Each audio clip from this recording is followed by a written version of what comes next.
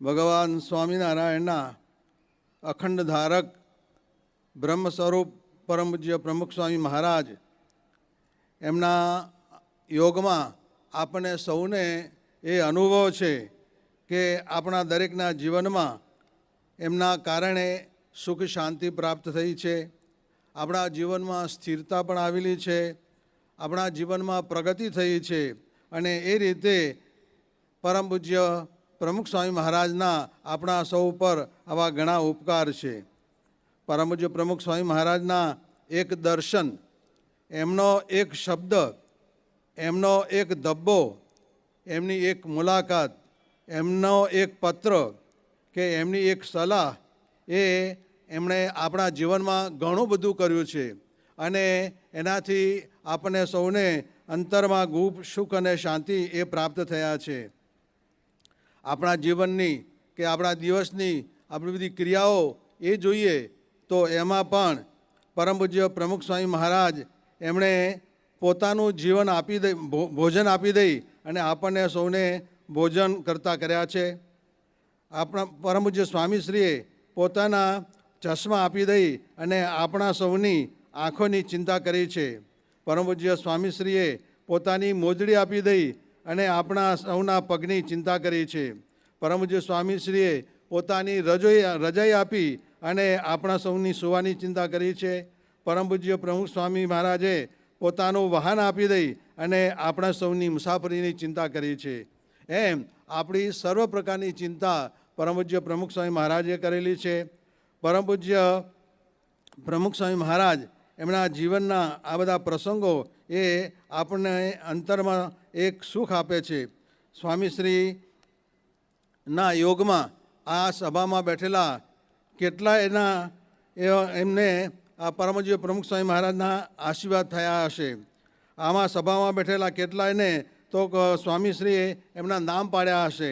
આ સભામાં બેઠા કેટલાયના અભ્યાસનું ધ્યાન પરમ પૂજ્ય સ્વામીશ્રીએ રાખેલું છે. આ સભામાં બેઠા કેટલાયના લગ્નની ગોઠવણી પણ પરમ પૂજ્ય સ્વામીશ્રીએ કરેલી છે.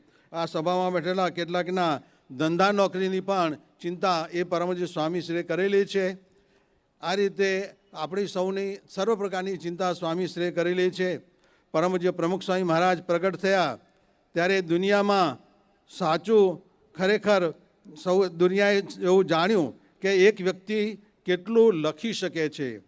પરમ પૂજ્ય પ્રમુખ સ્વામી પ્રગટ થયા ત્યારે દુનિયાએ જાણ્યું કે એક વ્યક્તિ કેટલું વિચારી શકે છે. પરમ પૂજ્ય પ્રમુખ સ્વામી મહારાજ પ્રગટ થયા ત્યારે દુનિયાએ એટલું જાણ્યું કે એ વ્યક્તિ કેટલી સાથે કેટલાય કામ કરી શકે છે.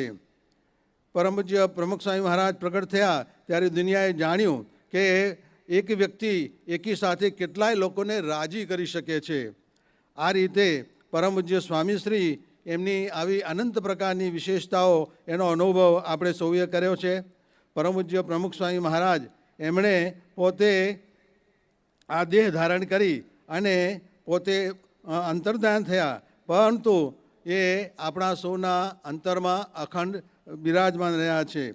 પરમ પૂજ્ય પ્રમુખ સ્વામી મહારાજે શાસ્ત્રી મહારાજ અને યોગીજી મહારાજ અંતર્ધાન થઈ ગયા પછી પરમ પૂજ્ય પ્રમુખ સ્વામી મહારાજે એમના બંનેને એટલે કે શાસ્ત્રી મહારાજને યોગીજી મહારાજને જીવંત રાખેલા છે. એવી રીતે પરમ પૂજ્ય પ્રમુખ સ્વામી મહારાજ પણ અંતર્ધાન થઈ ગયા ત્યારે આપણે સૌની એ ફરજ છે કે આપણે સૌએ પરમ પૂજ્ય સ્વામીશ્રીને એ જીવંત રાખવાના છે.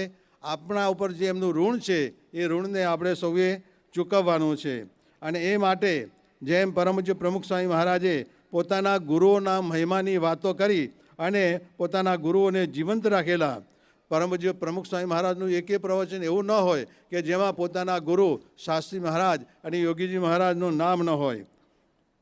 પરમ પૂજ્ય પ્રમુખ સ્વામી મહારાજ 29/8/2000 રોજ યુનોમાં વિશ્વ શાંતિ પરિષદમાં પધાર્યા હતા અને એમાં પ્રવચન કરવાનું હતું. ત્યારે પ્રવચન સ્વામીશ્રીને એની સ્ક્રિપ્ટ લખીને આપેલી હતી અને એ પ્રમાણે જ બોલવાનું હતું. પણ પરમ પૂજ્ય પ્રમુખ સ્વામી મહારાજે એમાં ઉમેરી અને પોતાના ગુરુ યોગીજી મહારાજ એમનો 2 વાર એ રીતે નામનું ઉચ્ચારણ કરી અને એ રીતે ગુરુને એમણે જીવંત એ રાખ્યા હતા.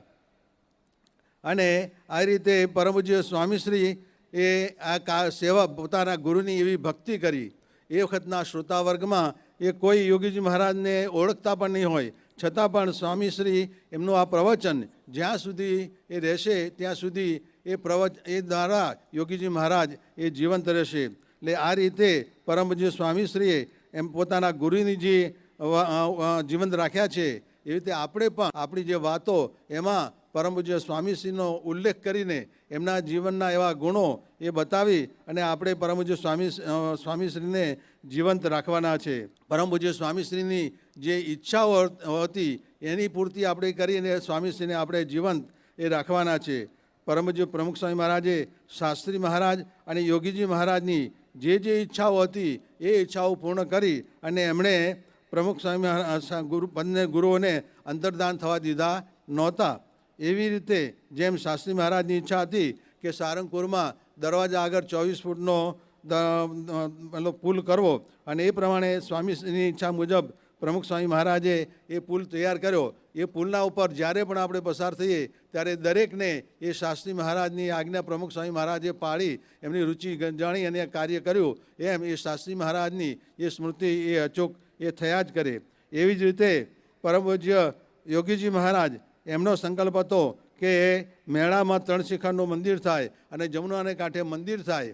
તો એ પરમ પૂજ્ય પ્રમુખ સ્વામી મહારાજે મેળામાં મંદિર કર્યું અને જમુનાને કાંઠે એવું ભવ્ય મંદિર સાથે સાથે અક્ષરધામ પણ એ તૈયાર કર્યું. અને એ રીતે પ્રમુખ સ્વામી મહારાજે યોગીજી મહારાજને આવી રીતે એ જીવંત રાખ્યા છે. એમ આપણે સૌએ પણ પરમ પૂજ્ય પ્રમુખ સ્વામી મહારાજની જે ઈચ્છાઓ છે એ ઈચ્છાઓને પૂર્ણ કરી અને આપણે પરમ પૂજ્ય સ્વામીશ્રીને જીવંત રાખવાના છે. પરમ પૂજ્ય સ્વામીશ્રીની આવી ઈચ્છા જરૂર હતી કે આપણે સૌ સંતો ભક્તો એ આદર્શ જીવન જીવીએ અને આદર્શ સંત અને આદર્શ ભક્ત બનીએ, તો એ પણ આપણે સ્વામીશ્રીને જીવંત રાખ્યા ગણાશે. પરમ પૂજ્ય સ્વામીશ્રી એ પોતે એમણે આપણા જીવનની બધી ચિંતા કરેલી છે. સ્વામીશ્રી એકવાર લંડન પધાર્યા હતા ત્યારે એક હરિભક્ત એ વ્યસને ચડી ગયા હતા. ત્યારે એમણે પરમ પૂજ્ય સ્વામીશ્રી પાસે આવીને વાત કરી કે સ્વામી બાબા, હું દરરોજ 5 પાઉન્ડ આ મંદિરની સેવામાં કાઢું છું. ત્યારે એ વખતે પરમ પૂજ્ય સ્વામીશ્રી એમને કહેલું કે મારે તારા પૈસાની જરૂર નથી, પણ તારામાં જે આ વ્યસન છે તું મૂકી દે. અને એ રીતે સ્વામીશ્રીએ એમની સંપત્તિની ઈચ્છા ન કરી, પણ એના સત્સંગની ઈચ્છા રાખી. અને એ રીતે સ્વામીશ્રી આપણા સૌની સત્સંગની દ્રઢતા ઈચ્છે છે.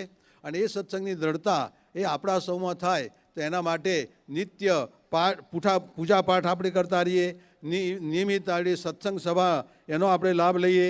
એવી રીતે નિત્ય આપણા સત્સંગનું જે વિશદ સાહિત્ય છે એનું વાંચન પણ આપણે કરતા રહીએ. અને એ રીતે એમની ઈચ્છાઓ પરમ પૂજ્ય સ્વામીશ્રીની ઈચ્છાઓ આપણે પૂર્ણ કરી અને સ્વામીશ્રીને આપણે જીવંત રાખીએ. એવી જ રીતે પરમ પૂજ્ય સ્વામીશ્રીની આ શતાબ્દી જે ઉજવવાની છે એ ભવ્ય રીતે ઉજવીને પણ આપણે પરમ પૂજ્ય સ્વામીશ્રીને જીવંત રાખી શકીશું. પરમ પૂજ્ય પ્રમુખ સ્વામી મહારાજે પોતાના ગુરુ શાસ્ત્રીજી મહારાજ એમની શતાબ્દી મહોત્સવ અટલાદરામાં 1965માં ઉજવી અને એના માટે એમણે ખૂબ જ દાખલો કર્યો હતો. એના માટે ખૂબ જ સખત એવો પરિશ્રમ કર્યો હતો. તો એમણે આવી રીતે પોતાના ગુરુની શતાબ્દી ઉજવી. એવી રીતે યોગીજી મહારાજની પણ 1992માં ગાંધીનગરમાં એ રીતે યોગીજી મહારાજની શતાબ્દી ઉજવી. અને એ રીતે પોતાના ગુરુઓ એમનો મહિમા એ સૌને સમજાવી અને સ્વામીશ્રી પોતાના ગુરુઓને એ જીવંત રાખ્યા હતા અને ગુરુનું ઋણ એ રીતે અદા કર્યું હતું. એમ આપણે પણ પરમ પૂજ્ય સ્વામીશ્રીનો આ શતાબ્દી મહોત્સવ એને ભવ્યતા રીતે ઉજવીએ. અને એ ઉજવવામાં આપણે જે કંઈ આપણને સેવા, દૈહિક સેવા કે આર્થિક સેવા જે કંઈ મળે એ બધી જ પ્રકારની સેવા આપણે કરી અને પરમ પૂજ્ય સ્વામીશ્રીને નો જે યત્કિંચિત ઋણ એ આપણે મુક્ત કરી શકીએ. તો આ રીતે સ્વામીશ્રીનું જે વ્યક્તિત્વ છે એ આપણે બહાર લાવીએ. એકવાર એક બાળક દરિયા કિનારે ગયો હતો અને ત્યાં પાણી એકદમ જોરદાર આવ્યું અને એમાં એ તણાવા લાગ્યો અને તણાતો હતો. ત્યાં એક માણસે એને જોયો અને એના દયા આવી એટલે પોતે અંદર પડી અને બાળકને ખેંચી લાવ્યો. એટલે બાળકે એનો ખૂબ આભાર માન્યો કે હું તમારો ખૂબ આભાર માનું છું. ત્યારે પેલા વડીલે કહ્યું કે તું શાના માટે આભાર માને છે? ત્યારે એને કહ્યું કે તમે મારી આ જિંદગી બચાવી એટલે હું તમારો આભાર માનું છું. ત્યારે પેલા વડીલે એને કહેલું કે ભાઈ તું એવું જીવન જીવ કે કે જેણે કરી અને મેં તને આ તારી જિંદગી બચાવી એ સાર્થક થાય એવું તારું જીવન બનાવજે. એમ પરમ પૂજ્ય પ્રમુખ સ્વામી મહારાજે પણ આપણને સૌને આ ભવસાગરમાંથી ઉગારી લીધા છે. તો આપણે સૌએ પણ એવું ઉચ્ચ પ્રકારનું એવું એમને ગમે એ પ્રકારનો એવું એકાંતિક ધર્મ સિદ્ધ કરી શકીએ એ પ્રકારનું જીવન જીવી અને આપણે પરમ પૂજ્ય સ્વામીશ્રીને એ સંતોષ પમાડી શકીએ.